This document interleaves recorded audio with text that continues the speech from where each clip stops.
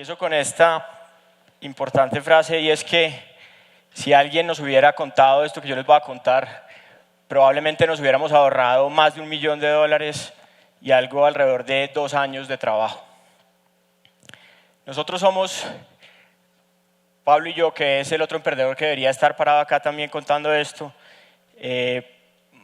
básicamente empleados que tuvimos ganas de independizarnos y tuvimos unos jefes muy aburridos que nos hicieron independizarnos. Entonces, después de eso nos convertimos en emprendedores y nos convertimos en emprendedores cuando encontramos esta diapositiva que les estoy mostrando acá, en donde se mostraba que desde la producción hasta el consumo se perdía el 33% de los alimentos que se producen en el mundo y que recuperando solamente la mitad de esos alimentos que se botan a la caneca, se podría alimentar al mundo entero. Eso nos quedó en la cabeza dando vueltas y de alguna manera nosotros habíamos estado vinculados con el agro toda la vida y finalmente, como les decía, aburridos y desentusiasmados de unos jefes poco inspiradores, decidimos emprender. Pero decidimos emprender por el camino largo y tortuoso y costoso que es arrancando, como decía nuestro amigo Dynamo, por el camino del plan de negocios. Repito lo mismo que él estaba diciendo, el plan de negocios es sumamente importante. Entonces nosotros arrancamos con un plan de negocios supremamente estructurado, con el análisis de mercado, estructura financiera, proyecciones, modelo de valoración. Ustedes no se imaginan lo que pasó ahí. Estuvimos prácticamente un año dándoles a ese modelo de negocios y a ese plan de negocios que, como sabemos, es importante. Sin embargo, van a ver por qué no tanto. Ese plan de negocios requería básicamente conseguir $1 millón con ese plan de negocios. Y eso en el sector agro es una cosa peluda, porque básicamente la interpretación que tienen todos estos personajes que están dispuestos a poner plata a riesgo de cómo poner plata en el agro es básicamente poner la plata al sol y al agua. Entonces, entramos en un mundo paralelo que probablemente muchos de ustedes han estado o están en ese momento, en donde estamos en una parálisis por análisis. Entramos en un momento en donde para conseguir ese $1 millón teníamos que cada vez presentar un plan de negocios más robusto y más completo y un plan de negocios que soportara a su vez la idea de que se iba a invertir $1 millón a riesgo completamente. Entonces arrancamos en una rueda de inversión por todo el país, desde amigos y familias, la tía rica, la tía pobre, todas. Los metimos ahí en el combo, tratando de conseguir ese $1 millón que evidentemente nosotros no teníamos. Con cada personaje con los que nos reuníamos, nos decía una cosa diferente, y esa cosa diferente la metíamos en el plan de negocios, y le damos vuelta al plan de negocios nuevamente con lo que nos decía ese potencial inversionista. Entonces, se volvió un círculo vicioso sumamente peligroso que nos tomó otro año de trabajo adicional, y nos paralizó. Y nos paralizó a un punto tal que llevamos 2 años dándole a un plan de negocios y después consiguiendo inversión. El plan de negocios no tenía ningún problema. El problema era que no estábamos tocando los supuestos correctos dentro de ese plan de negocios. Y los supuestos correctos dentro de ese plan de negocios, y para acá va la frase contundente con la que probablemente nos hubiéramos ahorrado ese $1 millón y 2 años de trabajo, es que nos faltaron ciertas interacciones con el cliente. Interacciones sumamente importantes, probablemente mucho antes de construir esa planta, nos hubieran salvado una cantidad de tiempo y de plata. Entonces, a lo que voy es que Viveagro arranca primero con una planta gigante, una planta espectacular después de haber conseguido ese $1 millón después de 2 años, pero con 0 clientes. No teníamos el primer cliente. Ninguno de los inversionistas nuestros nos dijo, salga y conecte un cliente primero. Hable con un cliente. Mire a ver si ese cliente está dispuesto a comprar ese producto o no. Mire a ver el cliente qué necesita. Eso, increíblemente, no se le ocurrió a ninguno de los inversionistas que puso ese $1.000.000. Todos les importaba más el modelo financiero, cómo se veía ese modelo financiero, cómo se veían las proyecciones, cuánto iba a costar la compañía, y la compañía todavía no tenía ni un solo cliente del radar, no habíamos hablado con un solo cliente, pero ya teníamos una planta de $1.000.000 montada. Gravísimo error. Y acá viene una cosa bien importante y es el aprendizaje sobre la educación.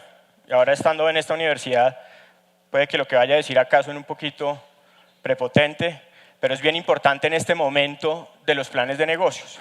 Y es que probablemente si nosotros le hubiéramos dado mucha más prelación a ese aprendizaje, al salir a hacer esas pequeñas interacciones con el cliente antes de montar una planta de $1.000.000, probablemente hoy estaríamos en otro lugar.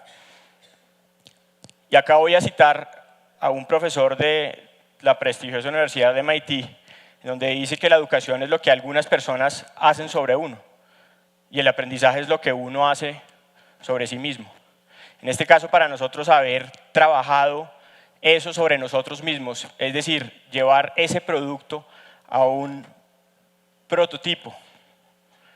Y ese prototipo es lo que todos ustedes deben estar haciendo si están haciendo un plan de negocios. Antes de montarse a hacer proyecciones financieras, antes de ponerse a darle al Excel durísimo, hagan ese prototipo. Y pregúntense en este momento qué hubiera pasado si Viveagro, antes de montar una planta de $1.000.000 y 2 años de trabajo, hubiera hecho un pequeño prototipo con esa planta. Y un prototipo nuestro podía haber sido montado en una cocina de un restaurante, literalmente. Pero no, nos fuimos por una cocina de $1.000.000 esperando 2 años a poder conseguir ese $1.000.000. Y es eso que los gringos llaman el producto mínimo viable. Es poder poner algo de lo que ustedes tienen en mente a la calle, a rodar, a dar vueltas y que ustedes puedan entender perfectamente qué es lo que se espera de ese producto. Y acá le meto un poquito de teoría de Lean Startup a esta presentación, y es que básicamente lo que procura esta teoría es que hay que salir a construir esa primera idea que tienen ustedes en la cabeza. No quedarse en el análisis, no quedarse dándole vueltas, como les digo, al Excel, sino salir a la calle y construir ese primer prototipo. Después de ese primer prototipo hay que salir a medir, y hay que salir a medir en realidad esa primera interacción con el cliente, qué dicen los clientes y a dónde esperamos llegar con lo que esté diciendo ese cliente. Luego, aprender, nos devolvemos al escritorio y empezamos a darnos cuenta si tenemos que mantenernos por esa recta o tenemos que hacer un giro de 180 grados. Esa parte es bien importante, y es que los emprendedores somos generalmente optimistas por naturaleza. Entonces, creemos que lo estamos haciendo todo bien y de repente resulta que estamos llevando al avión derecho a la montaña. Y nos mantenemos por ahí, pero somos optimistas y somos perseverantes, y la palabra perseverancia, resiliencia está de moda en el tema del emprendimiento. Pero yo creo que ese es un error, y es un error en el sentido en que obviamente hay que perseverar, hay que seguir para adelante, pero si el cliente te está diciendo que tienes que voltear, que tienes que girar, ¿por qué no lo haces? Si a nosotros el cliente nos hubiera dicho, vea, no se meta por este lado, haga esto en el producto, y para nosotros era simplemente sacar una lechuga lavada, cortada y desinfectada, que lo podíamos haber hecho en una cocina, literalmente, como les decía ahora. En una cocina podíamos habernos ahorrado $1.000.000 si hubiéramos sacado ese prototipo a la calle antes de tiempo. Y ese prototipo a la calle antes de tiempo nos hubiera permitido llevarnos toda esa retroalimentación al plan de negocios y hacer las correcciones del caso, y hoy tener un producto que hubiera estado hace mucho más tiempo en el mercado y probablemente con una historia de ventas bien diferente. Entonces, por eso mi presentación los invita a salir a la calle. Y si hay algo que quiero dejarles hoy es que salgan, creen ese prototipo, hagan los cambios que tienen que hacerle, vuelvan al escritorio, corríjanlo y vuelvan a salir a la calle, hablen con sus clientes, midan lo que se está haciendo, midan los avances, pónganse unas métricas claras de ese producto puesto en la calle, qué debería significar. Y finalmente, para terminar, quisiera que todos se pusieran digamos, en un momento de verdad, y si ese momento de verdad fuera hoy, en esta presentación, ¿ustedes se mantendrían adelante con el proyecto que tienen hoy en mente o echarían para atrás? Y echarían para atrás en el sentido en que sea para atrás el que les diga el cliente y no ustedes diciendo voy a echar para atrás.